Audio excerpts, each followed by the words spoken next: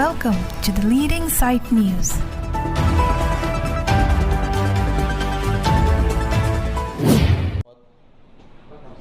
Pini herangke doan domhan corolo ninga klongpen asi pini kepa herangke mate press bid pini ke doge jasemet ke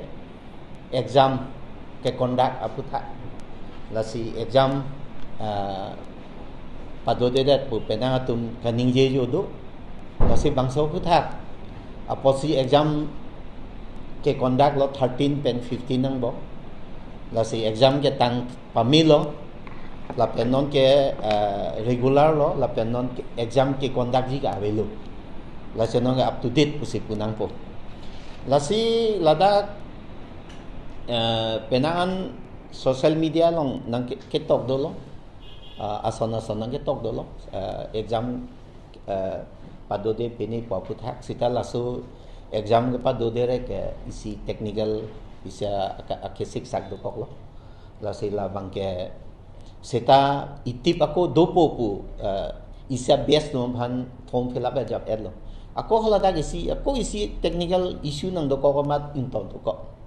la se hala so cherai lo sita chingwai chingsai pen university authority to ben chingwai chingsai pen amasi election of phile padona MP election apit amase MP election apit ke padunang kuchima eda phit ang so prang bangke asona sonang toklo asona sonang klang lo ka mane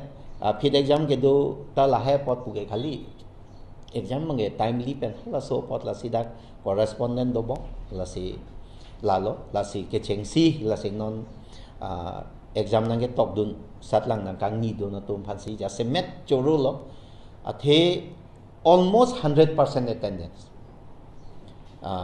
Mane nang pidun lab ating lo. Lasi ladak kacuru nang kok kacuru ingtung du bangka lahan lo. Laan a confusion ka angbong. Mane exam aputhak asona sonang ke tok dun asona so kedu laso anpen sita nang dudun pen exam aning nang cepat hidun pen laso na exam nang tok dun laso posila tuman churu nang kok lo lasila tum ka dogowe mesen ing samjin pen satumian exam jud lo krege thom kre po apen anona phong a student do uwa joine si school hum nilong do nang kok lo boys high school long do lo high secondary dipu government boys high secondary school pen girls high secondary boys high school long tat en lab lo room do na be an ma girls high school long ta do lab lo lasi mo pen nang than lo attendance almost 100% lasi choro lo songbong pen invigilator nang do dun jasemet karbi language teacher pen karbi medium school karbi medium teacher semansi chuning ri la alang li tumta nang cepat dug nun lo la tumta bang khoi se nang cepat dug no silang tum hanta milini nang rong pen churu lo ka churu nang ko ka thega la han lo mo pen la exam nang kan ni dun invigilator to man ta la an mane ketok ang bong ta nang aning nang chi the pen la si nang ni dun lo la pen na song bong ha admit card original duplicate pun nang card kaning je tum da do lo sita la hai bang ke pache thang thap lo ahok lo la dag isi bang registration bang der chat lo sita registration ta timely la result ahut sing la sa dora pet po result ateng basi result nang declare po thanga problem avelo la sila ta nang le rok po la sila ta isi paklar lo la pen isi bangke la han lo nili non pini exam a join ni pen sikang ni lo la pen nili non next bang mani manale nang tawon tham nang puthap sita nili tungke press ni ke dode athe pe poloma lagi isi prestigious isia in university pina pen la si na hok sita lai social media na ni do thap pen bangke ni tum ke lai ke ini tunde athe lai ke isi dignified university pina amana peng thetan non la dak posita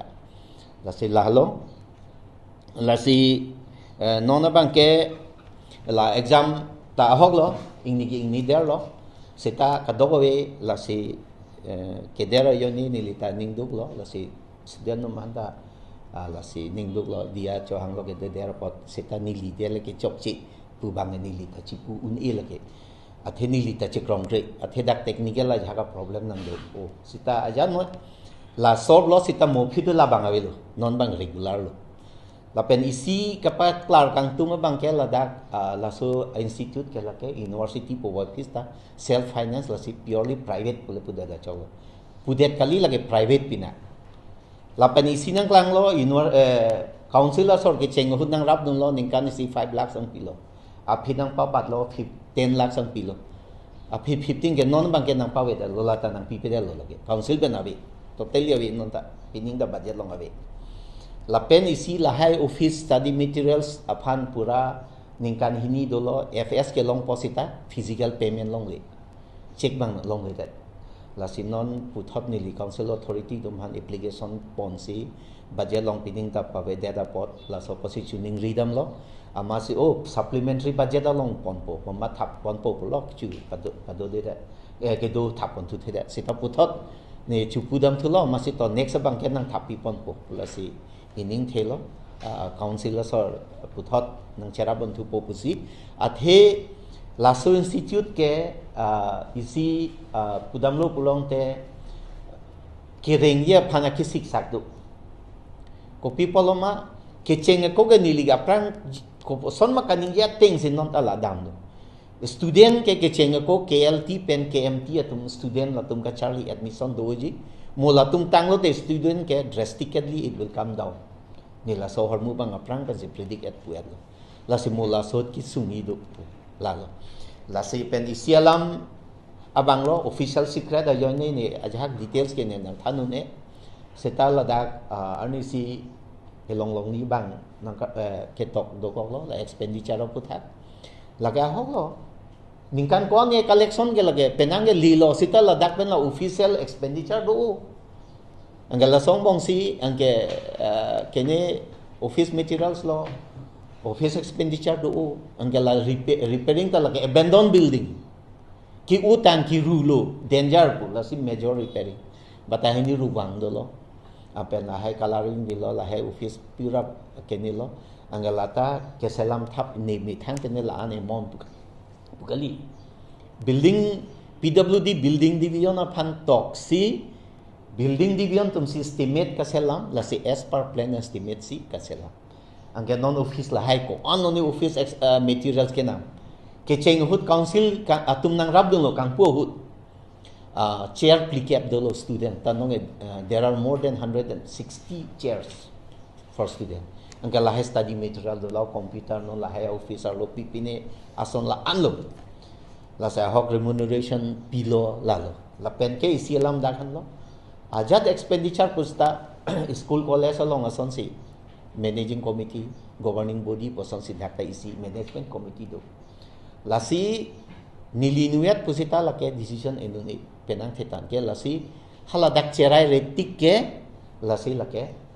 kene pene cherai retik ke expenditure nilisita thetan ke nilita dengun ilake